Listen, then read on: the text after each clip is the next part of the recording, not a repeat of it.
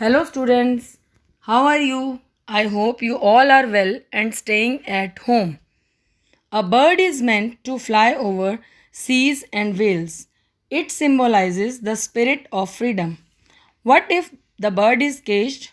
Can you sense its agony? What does the song of the caged bird represent? Today, in this video, I will teach you about the poem named I Know Why the Caged Bird Sings, written by Maya Angelou. The learning objectives of this poem are to enrich the vocabulary, to help the students to enjoy and appreciate poetry, to analyze the plot of Maya Angelou's poem I Know Why the Caged Bird Sings, to create love for English poetry, to understand and appreciate poetry as a literary form.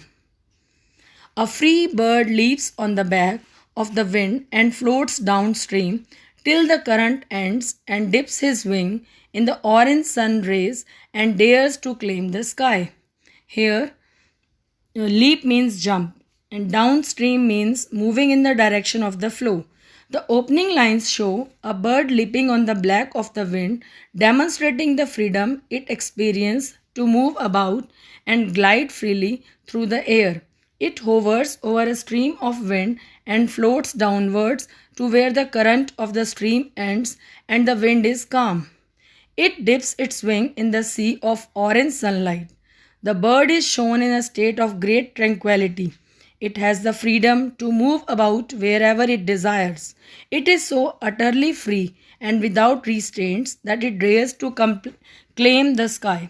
In this stanza, the literary device used here is metaphor. The metaphor is of the free bird, that is for the white Americans or free people. Another literary device we can find here is imagery. Imagery pertains to five senses. There are some images such as orange sun rays which belong to sight. But a bird that stalks down his narrow cage can seldom see through his bars of rag. His wings are clipped and his feet are tied, so he opens his throat to sing. Here, the poet constrains the situation by presenting the image of a caged bird. The caged bird tries to go after his cage in vain. The cage is narrow and its metaphorical bars are of rag. The caged bird is seen to be angry with its situation. It desires with all its heart to escape its plight. But the caged bird cannot see beyond his cage.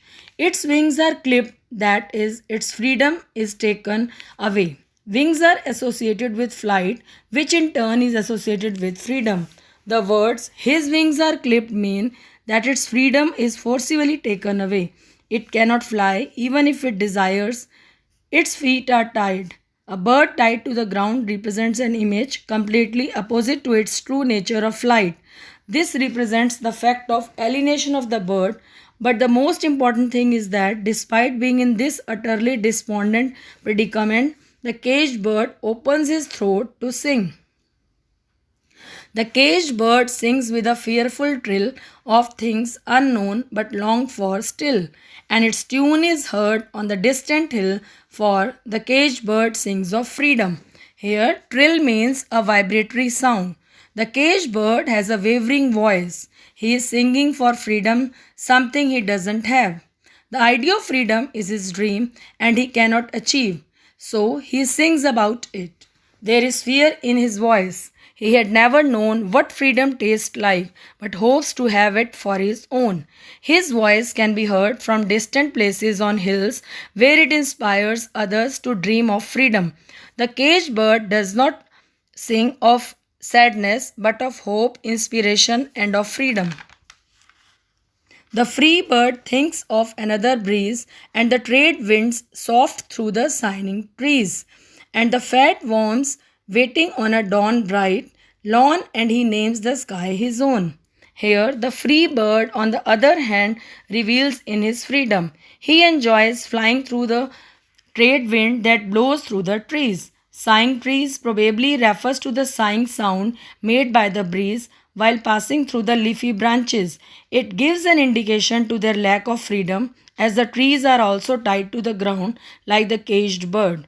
The free bird thinks of the fat worm that will be his food. With the wind in his feathers, water and earth beneath him, and the whole sky with him. He feels majestic in his freedom and calls the entire sky his own domain. By names the sky of his own, the poet wishes to express that the bird knows himself to be the proprietor of this whole universe. Here the sky stands for the universe. But a caged bird stands on the grave of dreams. His shadow shouts on a nightmare scream. His wings are clipped and his feet are tied, so he opens his throat to sing. The caged bird knows that he is not flying in the sky, that he is not free, but a captive, a prisoner. He thus stands on the grave of dreams. He knows his dreams of flying in a free to experience freedom is futile. He had lost all hope of freedom. His shadow shouts on a nightmare scream. It is more pitiable, more adverse than a nightmare. His wings are clipped and feet are tied. There is only a little hope of freedom, and so the bird opens his throat to sing. There is a faint but kindling voice of hope in his song. The caged bird sings with a fearful trill of things unknown, but longed for still, and his tune is heard on the distant hill. For the caged bird sings of freedom. In this stanza, this refrain recurring as a stanza justifies the bird's stout determination to keep going after his dream of freedom. Moreover, the caged bird chooses to sing as this is the only freedom available to him that he can enjoy without any restrictions. His wings are clipped, feet are tied, but his throat is not choked. Yet, this is something the poet have felt at heart, and that's why she uses the title I Know Why the Caged Bird Sings. This might be seen as the poet's message to raise our voice, to express ourselves, even though the stronger wants to suppress the weaker, and to never ever give up, no matter what situation we are in. Thank you.